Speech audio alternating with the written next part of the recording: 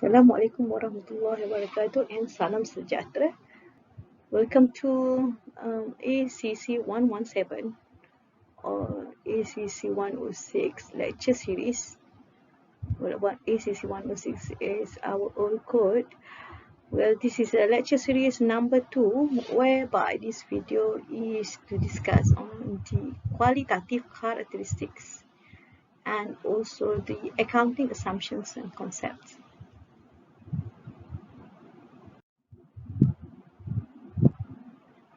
So first of all, we will go to the subtopic of qualitative characteristics, whereby these actually are necessary qualities for informations that we present in our financial statements or we present to the users, and this information should be useful for the user to make decisions for the business.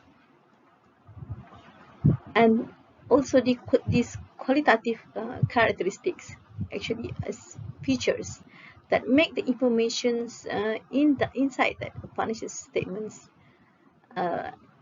will be useful to users, not only for decision making but for other things.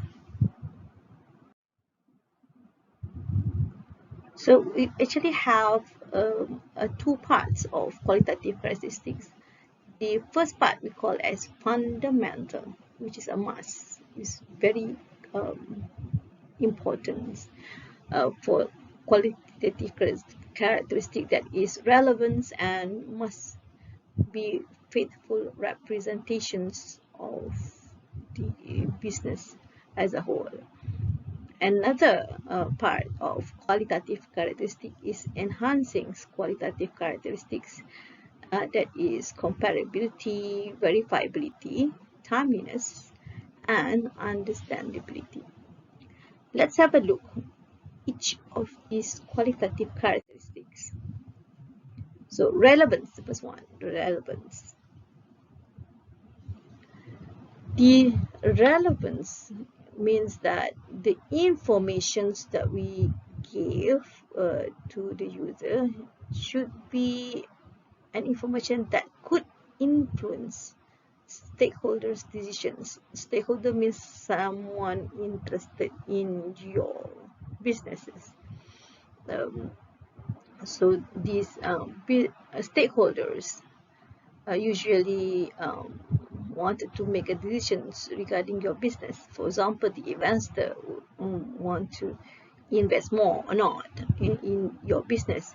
So this kind of decision making should based on the information that you provided. So these informations can be in terms of we call predictive, means that the stakeholder can predict the future, whether the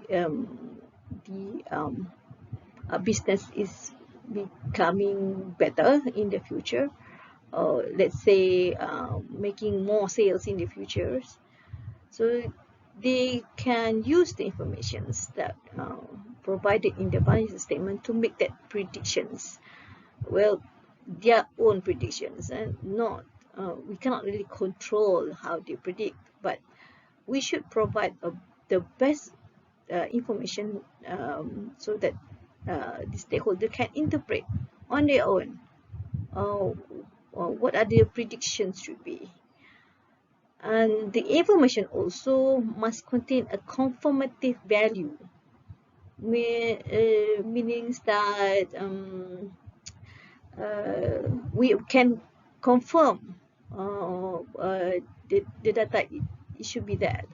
For example, we compare this current year sales informations to the our previous predictions. Okay, let's say last year predictions. So we can compare whether it confirm or not. I mean, we can assure that the prediction is correct or accurate or somewhere accurate. So they can confirm So you need that information for this year, so that we can compare with the last year, to confirm our prediction is true. And another part, when we say relevance, means that the information we provided should be material for the users. The keyword here is significant, important for the users to use the information or the data that you put in the financial statement.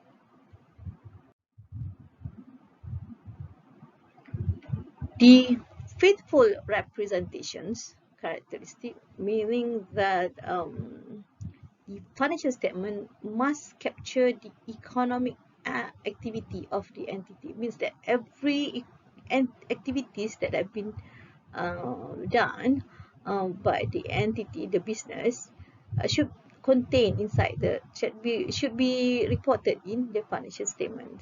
So those information must be complete. Means that everything, all of the information should be inside the financial statements, the report. But so that the financial statement can be understood by the users. And the information must be free from bias, neutral. You can't bias to the management, you can't bias to government, or you cannot bias to certain other parties, because faithful means that something that you can trust, right? And also the informations that we put inside the financial statement should be free from error. However, we cannot say that 100% accurate. We should be satisfied with no significant errors or no significant omission of data. For example, estimation amount. We do a lot of estimation amount in our financial statement. So these estimations should be described how we estimate it, and we should give the estimations accurately. And also, if there is any limitations and tiles with that estimations. And also, we should describe how we select and apply the process of the getting to that estimations. Sometimes there are a few methods to calculate or to measure the estimations, but we select one. So you should describe why we select that particular method. The comparability characteristics, the word, the keyword is actually compare. So comparability means you are able to compare the informations in the financial statement with something. So the informations in the financial statement give users ability to compare, whether to compare it with other similar businesses, or can compare with last year financial statement, or the last 2 years, or the last 5 years financial statements. So the information should have this characteristic, so that users can use that information available in the financial statement. Another characteristic is called as verifiability. Means that any independent or knowledgeable parties would find this similar result when they measure the informations. Means that they can understand that if they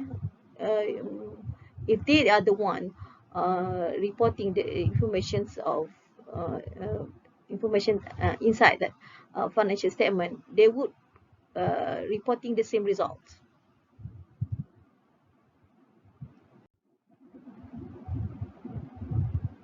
The understandability characteristic um, entails the one who used the financial statement should be able to understand what you have displayed inside that financial statement. Uh, don't say that people who did not learn any accounting courses are able to understand. So it means that that's why it says reasonable understanding, meaning that anyone who has learned accounting should understand what are the information inside the financial statement. So if they do not have accounting knowledge, so accounting or finance knowledge, so most probably they do not understand. Uh, but you should portray that the reasonable understanding. So any users uh, who learn accounting, so they have the reasonable understanding of the business transactions throughout the year just by looking the informations inside that financial statement. So the understandability requires this how we classify or characterize and presenting the data, the information, the financial information or financial data in terms of clear and concise, so that people who read the financial statements are able to understand it. And timeliness means that um, uh, it can help users make decisions at the time they need it. Remember, if you make decisions, you should have enough sufficient information to be based on. You can just make decisions of your business based on your hunch or your estimations. You cannot just do that. I mean, you should have the information to make a business decision. So if you provide the information in timely manner, I mean, at time you want to make a decision, then the data is there. I mean, the information is there.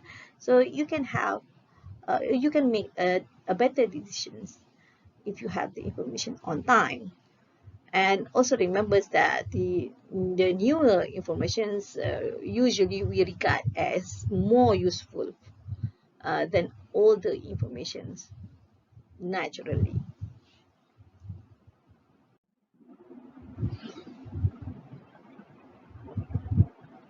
The next subtopic in this lecture, video lecture, is on accounting concept and assumptions, where the accounting concept is actually a mechanism for reporting of the financial transactions or business transactions in the financial statement.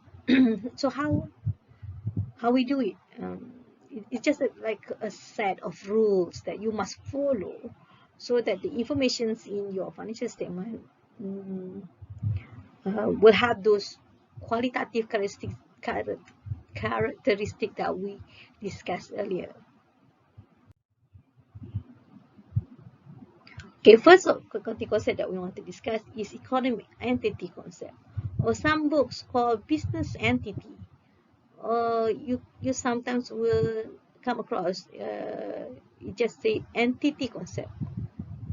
Those three terms are the same actually. So the economic entity concept says that the business itself is a complete unit, meaning it is separated from the owner business. You can't combine it in terms of you recording the financial data, even though in legal terms, it's not separated. Remember the last or the previous lecture videos that I shared with you? The partnerships, the general partnerships and sole proprietor, the owner are not legally separated from the business in legal point of view, in law. So if the business bankrupt, so you can you can take the personal items of the owners to pay the debt. But in terms of recording the financial data, you must separate the owner and separate the owner and the business itself, because business is one entity, owner is another entity. So whenever owner gives something to business, we have to recognize a capital. You need to have a capital account to show that we are separating the owner and the business. The same goes when the owner took something from business, so you will record them as drawings. So drawings means that owner took something from business. Another concept that important for businesses is going concern, where the records of accounts that we have done with assuming the business will continue operate in foreseeable future. We cannot say that indefinite life. Well, maybe for businesses, a Berhad company can be indefinite life, but foreseeable future means that we can foresee, we can estimate the business can last maybe 10 years, maybe 20, not really forever, right? But a longer period. So when we say that will continue operating in foreseeable future, so any asset, the debt, the balances of that asset and debt will be brought forward for next year and to the next year if they have balances. Another concept that is important is all the accounting informations or all the financial informations that we put inside the financial statement or accounting records are expressed in monetary terms. So we will record and report all items in ringgit Malaysia. Well, in Malaysia we use ringgit Malaysia. So depends on the country where the business lies. If you are reporting businesses in Thailand, so your report will be in baht. If let's say in Indonesia you're using rupiah, so it depends where the company is. So if you have the company, I mean your business in Malaysia, so you will report in ringgit Malaysia in your financial statement. Another one is called as historical cost, where our assets, revenues, expenses are recorded in their actual historical cost. I mean, when it happened, not currently, not using what happened. For example, you buy a car. So you buy a car, let's say last year, uh, and the document shows that it's 100,000 ringgit. So you will put inside the accounting records the car valued at 100,000. You can't use the current market value because sometimes the current market value is unavailable. And usually we will apply that current market value for the car if you want to sell it off. When we want to sell, then we have to find out what is the current value, the current market value. So otherwise, in your accounting data, in accounting records, would record in terms of historical cost. So even though the market value has increased or decreased, it's normal, right? Your car will decrease in value. So, however, in the account of vehicles or the car itself, will be in historical cost. If we want to portray, okay, we want to estimate the value of the car has been reduced, so we will provide an estimations of depreciations in the financial statement. So you will have the carrying value, I mean, more or less accurate for the market price of the car. Even though your building value has been increased, in the financial statement will still have that historical cost. I mean, the price or the value of the building when you bought that building. We do not actually revalue the building, so and then report in our financial statement. However, there are some asset and liability that are measured in fair value, more or less the market value. The fair value means that you will hire experts on revaluing the assets. So the experts say, let's say the experts say that your property has increased in value. So they will provide a necessary document so that we can rely on that document to record the fair value. But not many businesses will want to do that because it's quite expensive to hire the property valuer. And some liability are reported in future value. So these are items we change from historical cost because we want to comply with the faithful representations. Remember that we have the qualitative characteristic that we discussed earlier. So those items need to have other than historical cost value because it has the value probably significant for us to put in the financial statements so that the user will have the faithful representations quality in that financial statement data. Okay, there are actually other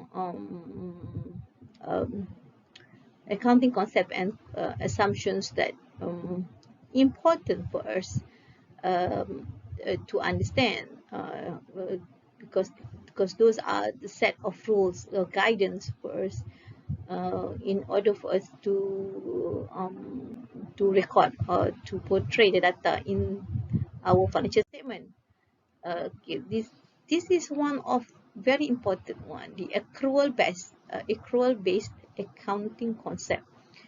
This is not in your scheme of work or lesson plan, but I think I should tell a bit of it because accrual based says that you recognize revenue and also the expenses regardless the payment. I mean, you need to recognize revenue even though you will not receive the cash.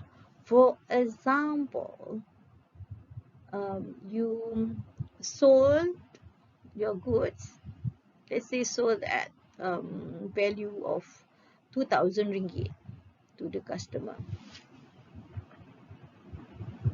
Okay, and then we grant the customer 7-day credit, means that they can delay the payment 7 days. But the customer paid on 31st of March. Okay, we sold on 28th, but the payment is on 31st March. To record the sales, to record the revenue, must record on the 28th. You cannot record at 31st because the transactions of sales has occurred in 28th of March. You shouldn't record on 31st because 31st is the payment. 28 is the exchange of the product from you, from the business to the customer. The same goes with the expenses. Whenever you have incurred expenses on that day, you should record on that day. You shouldn't delay recording it until you pay for the expenses. The accrual-based accounting is very important later when we do when we learn financial statement adjustment. This is very important later on. But do not worry, we will visit these accrual-based rules when we learn the adjustment in financial statement later on. Alright, thank you for watching. See you on the next video.